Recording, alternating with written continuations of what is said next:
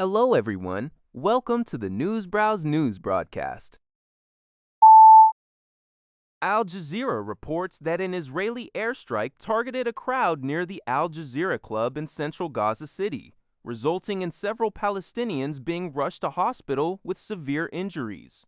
This incident adds to a pattern of ongoing violence in the region.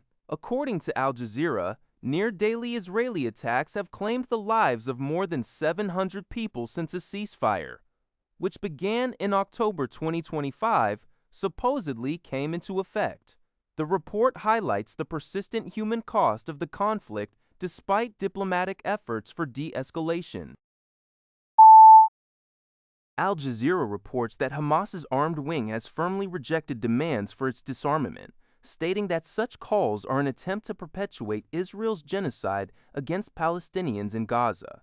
Spokesperson Abu Obaida emphasized that discussing the issue of weapons would not be acceptable until Israel fully implements the first phase of the U.S.-brokered ceasefire plan. Hamas has previously informed mediators it would not negotiate disarmament without guarantees of a complete Israeli withdrawal from Gaza. Since the October ceasefire, over 705 Palestinians have been killed in Israeli attacks, according to the Palestinian news agency Wafa. Obaida also condemned Israel's role in the U.S.-Israel war on Iran and its renewed offensive against Lebanon, which began after Hezbollah fired rockets into Israel. He further denounced Israel's new death penalty law that only applies to Palestinians, urging action for prisoners held in Israeli jails.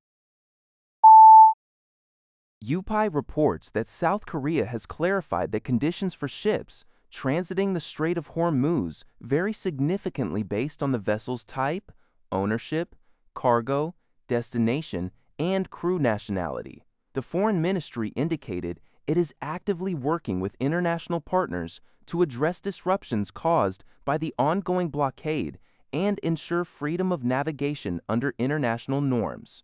Seoul is pursuing a multilateral diplomatic approach, monitoring developments in U.S.-Iran contacts and Britain-led efforts. It is intentionally avoiding direct bilateral negotiations with Iran due to concerns that such talks could expose shipping companies to demands for transit fees, potentially conflicting with international rules. This statement comes after several foreign vessels, including those linked to French and Japanese operators, successfully navigated the strait. Despite these passages, 26 South Korean vessels remain stranded in the area, with approximately 180 crew members on board. Tensions in the region escalated following U.S. and Israeli strikes on Iran in late February, which prompted Tehran's blockade of the critical energy route. According to UPI, South Korea has restarted its Kori nuclear power plant Unit 2 on Friday, after it had been offline for nearly 3 years following the expiration of its 40-year operating license in April 2023. The reactor's recommissioning, after a 35-month refurbishment and safety review, aims to bolster the nation's energy supply amidst prolonged instability in the Middle East. Officials plan to bring 5 of 11 reactors currently under maintenance back online, targeting an 80% national nuclear utilization rate. While Kori 2 and Shinwolsong Unit 1 are now operational, and 3 more are slated for May, critics highlight that this is merely a short-term solution. Delays in approving extended operations for major reactors like Kori Units 3 and 4 and Wolsong Units 2, 3, and 4 persist due to safety assessments and economic feasibility concerns, indicating structural energy challenges that require a balanced mix of nuclear, LNG, and renewables for long-term security.